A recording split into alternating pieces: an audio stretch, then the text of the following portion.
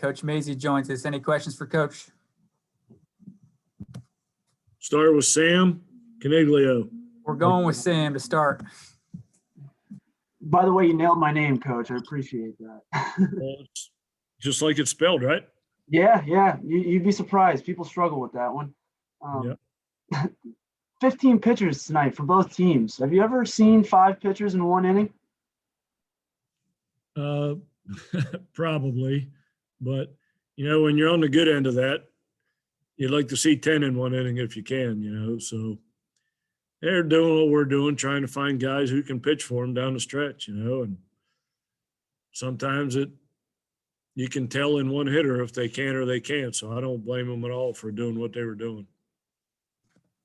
We'll go to Nick Farrell. Coach, you had mentioned, I think after the Marshall game, that you were also looking for pitchers who can show up in big spots for you guys next weekend and in Oklahoma City. After this homestand, do you feel like you've got a better feel on which of those guys are ready? Ben Abernathy pitched pretty well today. Bo Lowry keeps doing what Bo Lowry does, and put all those other guys in there to throw 94 to 97, and they don't get near as many outs as the guys that don't throw that hard. So at this point, we got to try and pitch the guys that can get the hitters out. I told you last week, I don't care if they kick at the home plate. If they can get a hitter out, they can get a hitter out.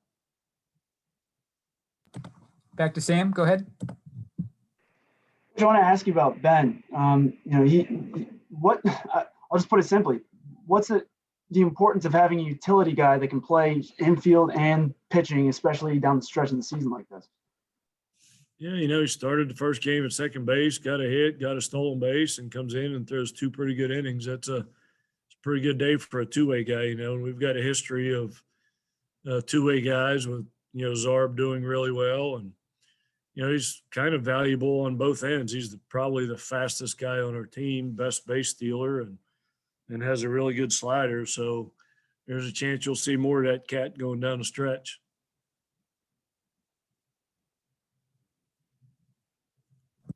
Go ahead, Nick.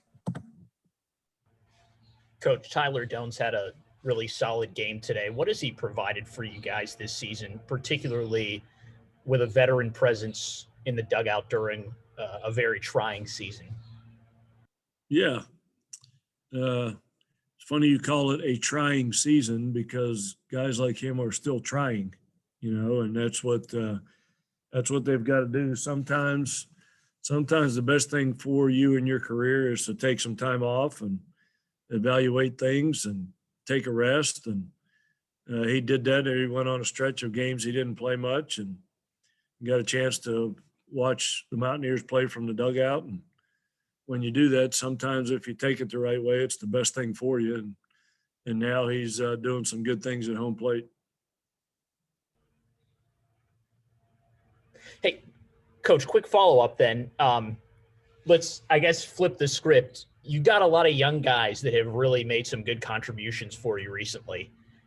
How optimistic are you about the future of this program, knowing that you've been able to give so many opportunities to young guys, whether it's been because of injury or because they've earned it? And how can they build on that leading forward? Yeah, this has been a year where you kind of had to play some guys you normally wouldn't have played. So it gives you a much better idea moving forward of what you got. Guys like, Braden Berry getting in there and Abernathy and those guys that are wouldn't have played otherwise have showed that, down in the future, they got a chance to be good players. So we're always optimistic about the future of the program. And Sam. Kind of in a similar vein, Coach, Kevin Brophy played his last game at Monongalia County Ballpark today. Pretty solid game, 1 for 3 with a cute couple of runs and one of the closest plays of the plate I've ever seen. But what has he kind of meant to the program, and what has he brought to the dugout in this season? Was he safe at home plate, by the way? Did you see the replay? I'm not kidding. That was the closest play I've ever seen. The replay looked like his hand was over the plate, but you could not tell if he was actually touching the plate. It was by like a centimeter. It was close.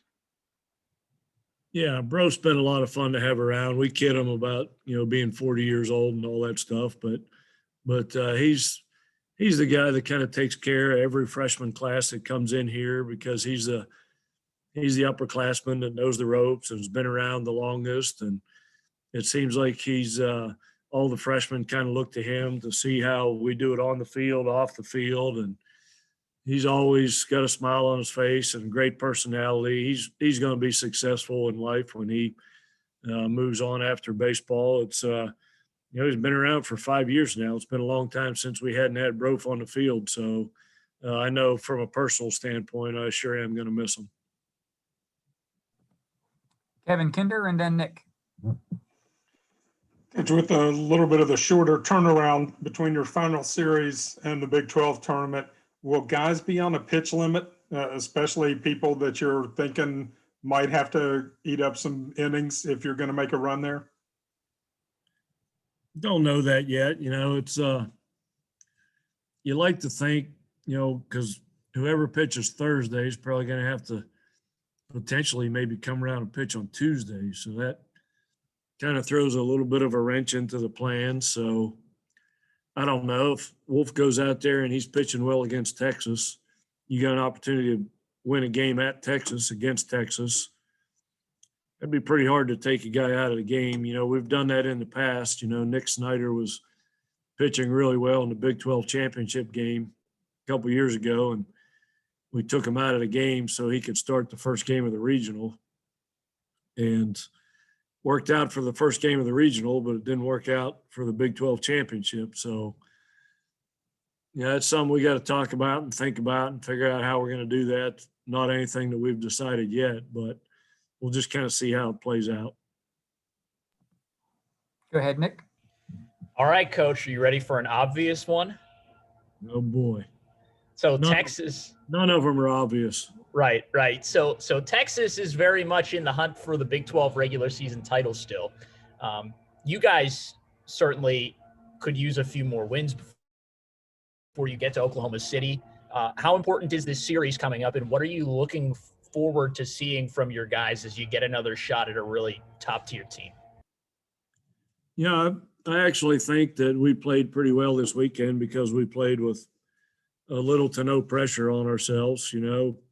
In the big scheme of things, these 4 games we played this weekend, win, lose, or draw, probably, I hate to say didn't matter much, but probably didn't matter as to whether we make the postseason or not. The games coming up are going to determine if we're going to be a postseason team. So, the fact that we did play with little to no pressure on us, guys were laughing more in the dugout, and it seemed like nobody was upset about anything, and we played pretty well. So if we take that mentality into Austin and say, hey, we got really nothing to lose, if we don't win the tournament, we're not playing in a regional. So these games, there's no pressure on these games at all. Let's just go out and have fun.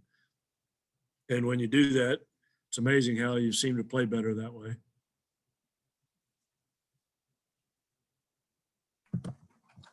All right, Coach. Thanks for the time. Appreciate it. Peace.